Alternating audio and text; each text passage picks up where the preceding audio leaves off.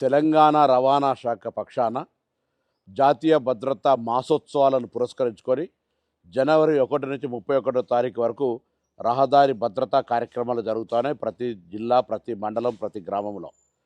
తెలంగాణ రాష్ట్ర ప్రభుత్వం పక్షాన రాష్ట్ర రవాణా మంత్రిగా విజ్ఞప్తి చేస్తా ఉన్నాను. తప్పకుండా ఈ కార్యక్రమాలు 31 రోజుల పాటు జరిగే కార్యక్రమాల లోపల పాల్గొనండి.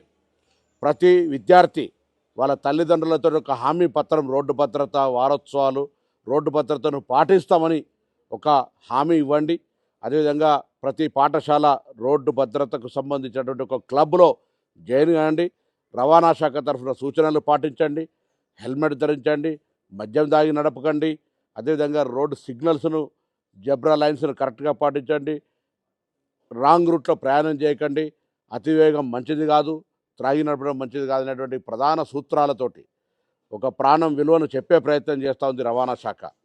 నిన్న కూడా తెలంగాణ పోలీస్ శాఖ చనిపోయిన వాళ్ళ సంఖ్యలో మరణాలు రోడ్డు యాక్సిడెంట్ల వల్లనే ఎక్కువ చనిపోయినటువంటి సంఖ్య చెప్తున్నటువంటి పరిస్థితి దృష్ట్యా రవాణా శాఖ తీసుకునే ఈ కార్యక్రమం లోపల రాష్ట్ర వ్యాప్తంగా ప్రజాప్రతినిధులు, అధికారులు, ప్రజలు, విద్యార్థులు అందరూ కూడా భాగస్వామ్యమై రోడ్డు భద్రతా మాసోత్సవాల లోపల మీ భాగస్వామ్యాన్ని ఇచ్చి ప్రాణాలకు రక్షణగా, ప్రజలకు ఒక మంచి రహదారి రక్షణ ఉండే విధంగా భాగస్వాములు కావాలని రాష్ట్ర రవాణా శాఖ మంత్రిగా ప్రజలందరికీ విజ్ఞప్తి చేస్తా ఉన్నాను.